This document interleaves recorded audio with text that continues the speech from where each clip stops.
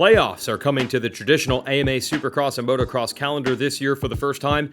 The SMX, or SuperMotocross World Championship. Racing will start in September. ZMAX Dragway, part of the Charlotte Motor Speedway complex in North Carolina, Chicagoland Speedway in the Midwest, and the Los Angeles Memorial Coliseum in California. Those three races will each hold two classes, 450s and 250s. Each class will race 25 minutes plus one lap in a two-moto format. Now, what's on the line? What would motivate riders to want to do well in these playoffs? Well, it's money. Lots and lots of money. The traditional Monster Energy AMA Supercross and Pro Motocross races this year each saw a bump in their individual purse at the individual races. And then there's a huge pot of gold also for these SMX playoff races at the end of the year. $5.5 million total just for the playoff races. That's over $404,000 in a purse for each of the three races, and then a massive pot for the points total and the World Championship payout at the end. $5.5 million total to play for over the course of 3 weekends. So that's why riders want to get in and want to do well. How do they do that? Well, we'll explain in this video. The key thing to understand is that getting into the playoffs is based on combining the points from the regular Supercross and regular Motocross series throughout the year. There are two classes, 450s and 250s, obviously. At the end of the final Motocross National of the Year at Ironman Raceway in Indiana, they will combine the points from both Supercross and Motocross together to create the top 30 in ranking. The top 30 riders in combined points in Motocross and Supercross get to go to the playoffs.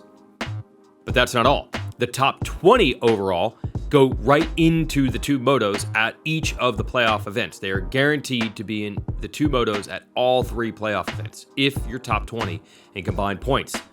Riders ranked 21 through 30 in combined points get to go to the LCQ at all three races, or the last chance qualifier, where the top two in the last chance qualifier will also get into the motos. The goal is 22 riders in each of the motos. That's the top 20 in combined points and the top two riders in the LCQ, which is for the riders ranked 21st through 30 in combined points. So getting in obviously is important. If you're not in the top 30, you don't have a chance to race for that $5.5 million prize purse. But at the same time, there's an advantage to doing better and improving your ranking or seeding when the season is done, because there will be points reset, and then riders will come into the playoffs with points based on how well they did in the regular season. The top ranked rider in combined points will enter the playoffs starting with 25 points. The second ranked rider will enter the playoffs with 22 points, and third will enter with 20 points, giving them a head start in the race for the championship and the big money. This is basically reflective of the standard AMA 25-point scale, where a race win equals 25 points. That's what being the best rider in the regular season is worth. Now we'll give you some specific examples to further illustrate that.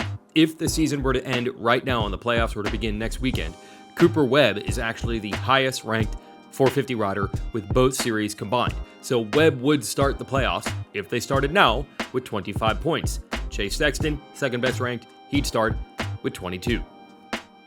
So now you get to see some of the motivation for riders to do better in the regular season to give themselves a better shot at the money in the postseason. Ken Roczen, for example, coming back for the High Point National, leapfrogged ahead of the idled Eli Tomac in the standings. So that's at least one position and 1 point better for Roczen when the playoffs begin. It appears that Justin Barcia is itching to get back on the motorcycle and back at the races. Jason Anderson as well. In a normal year, would they come back for the back half of the Pro Motocross campaign? Hard to tell. There's a lot more motivation this year to improve your seeding to have a better shot at big money in the playoffs. Now, a couple other carve-outs to mention here. Any rider who wins a Supercross main event or a Motocross moto throughout the season automatically gets into the last chance qualifier, even if they don't have enough points to qualify inside the top 30.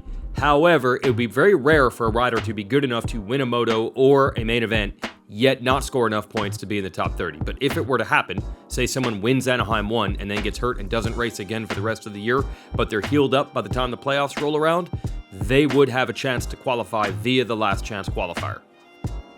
Although it's also interesting to note that the rankings are the same going into all three races. If you're an LCQ bound rider at the first playoff race, you still got to race the LCQ at the second one and the third one. The only way to guarantee you're in the motos is to be top 20 in combined points in both series, and that adds to that motivation for riders to try to race as often and as well as possible. Now, another wrinkle to mention here, the first round of the playoffs in North Carolina will pay standard single points. The rider with the best overall finish scores 25 points. But at round 2, the points double, so the winner would receive 50 points. And at round 3, the points triple, so the winner would receive 75. And this is to try to guarantee that the championship is still up for grabs going into the final World Championship round in Los Angeles, even if a rider dominates the first 2. Let's say Webb is the points leader coming in and then wins the first 2. It's still conceivable that someone clutch, under fire, could get the job done at the 3rd race and still take that title and build in some drama for the series. Now for the big news, the money. Again, each individual race pays a $404,810 purse. Again, that's each of the 3 races paying out that $404,000. We'll just give you a couple examples of what it pays. The overall win in a 450 on any given playoff race pays $100,000. Second place pays $50,000. Third place pays $25,000. The 250 class winner gets $50,000. Second place $25,000, and third $12,500. That's over $1.2 million in individual race purse money in these playoffs alone.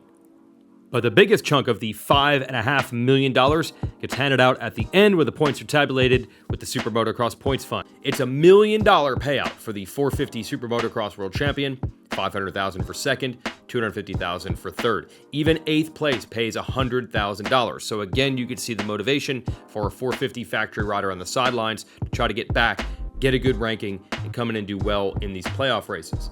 But the payout is so deep that there are still going to be privateers that profit from this as well. 22nd place in the 450 Points Fund pays $25,000.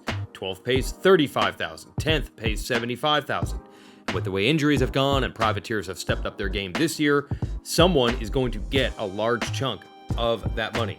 In the 250 class, the championship pays $500,000, $250,000 for second, $150,000 for third. Even 22nd place in the 250 class pays out $2,000. Essentially, any rider that's in that top 30 that makes it to these races is going to have a shot at big money and will at least get some money. So the theory is that the end of the year, leading to that Ironman National, you will see riders in and out of that top 30, battling, jockeying, fighting for position to either just get in, maybe get into the top 20 and not have to go to the LCQ, or just improve their ranking so after the points reset, they have a better shot at improving their position once the playoffs begin. That's the primer on the playoffs. You can check out the information on the top of the RacerX Breaking News tab on the RacerX Online website, where we'll also continue to total up the points, combining motocross and supercross standings together each week.